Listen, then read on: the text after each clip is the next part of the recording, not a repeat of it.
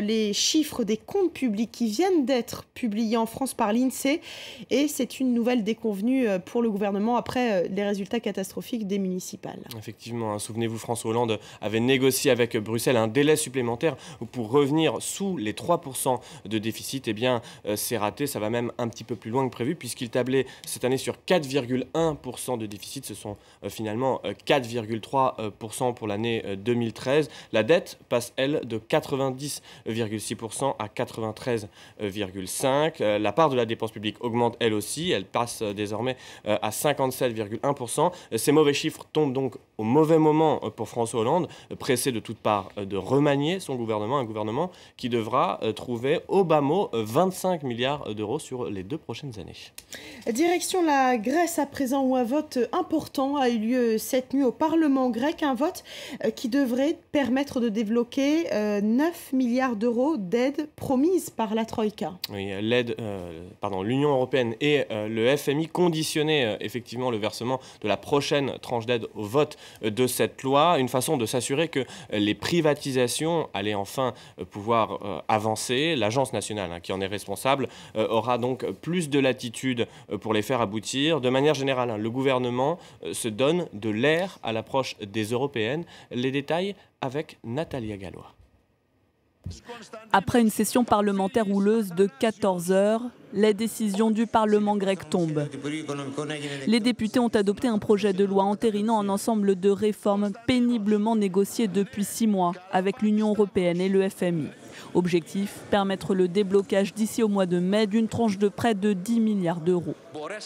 Nous avons réussi à rester debout. Bien sûr, des erreurs et des injustices ont été faites, mais nous essayons de rectifier cela maintenant.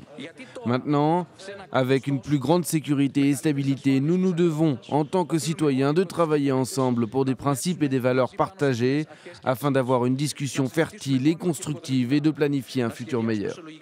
À l'extérieur du Parlement, des milliers de personnes s'étaient réunies pour s'insurger contre les mesures prévues.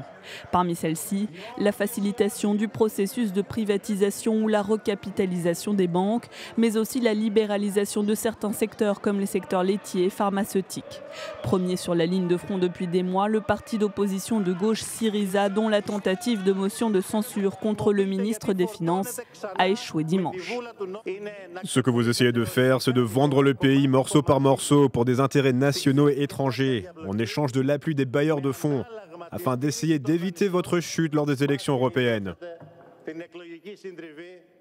Samedi, Nouvelle Démocratie, le principal parti au pouvoir en Grèce, est repassé en tête des sondages pour la première fois en 6 mois. Après 6 ans de récession, le pays pourrait renouer cette année avec la croissance. Le Premier ministre Antonio Samaras souhaite désormais des discussions immédiates sur le réaménagement de l'énorme dette de la Grèce, qui s'élève à 175% du PIB. Et on part au Japon à présent où la TVA va augmenter à partir de demain. C'est une mesure emblématique de la nouvelle politique économique de Shinzo Abe. Effectivement, c'est un test crucial pour les Abenomics. C'est le nom qu'on a donné à cette nouvelle politique économique de Shinzo Abe. Son objectif numéro 1, c'est de sortir le pays de la déflation, c'est-à-dire la baisse généralisée des prix qui entraîne la baisse des salaires, de la consommation et des profits des entreprises. Si le mouvement dure trop longtemps, il tire l'ensemble du pays vers le bas. C'est ce qui se passe au Japon depuis environ 20 ans et l'éclatement de la bulle immobilière au début des années 90 en augmentant la TVA de 5 à 8%. Le gouvernement tire là sa dernière flèche, celle destinée à rééquilibrer les finances publiques sans austérité massive. C'est peut-être la plus risquée car cette hausse risque de tuer la consommation et avec elle la croissance.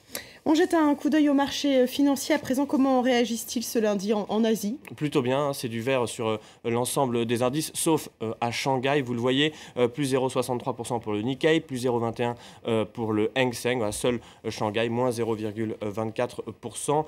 Toutes les attentions seront polarisées sur la conférence mensuelle de la Banque Centrale Européenne qui a lieu ce jeudi. Et puis, bien sûr, sur les effets de cette hausse de la TVA au Japon. Allez, on passe à ce qui fait l'actualité des entreprises en bref et en images. Les bénéfices de Dongfeng en hausse de 16%, un rebond tiré par les ventes de voitures réalisées en partenariat avec les constructeurs japonais Honda et Nissan. Elles représentent 50% du total selon les observateurs. Cette dépendance est jugée trop risquée à long terme. Le nouveau partenariat avec PSA devrait y remédier.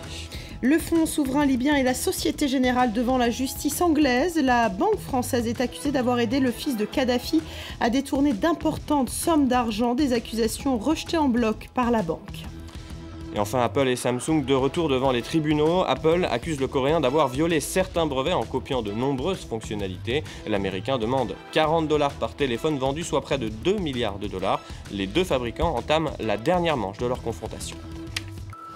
Et pour finir ce journal de l'économie, on va parler fusion-acquisition. 2014 a été une année très prolifique pour ces fusions-acquisitions, mais il y a quand même un secteur qui sort du lot, Georges. Oui, c'est celui des médias et des technologies, avec notamment le deal phare, c'est celui entre Time Warner et Comcast, plus de 60 milliards de dollars. Ensuite, le rachat de WhatsApp par Facebook, environ une quinzaine de milliards de dollars. Alors, les chiffres ne vous disent peut-être rien, mais de façon générale, c'est des niveaux records que l'on atteint là depuis 8 ans. C'est surtout le signe peut-être qu'une bulle immobilière pointe le bout de son nez. Merci beaucoup Georges Lédric pour toutes ces explications. Restez avec nous sur France 24 dans 2 minutes maintenant, un nouveau journal. À tout de suite.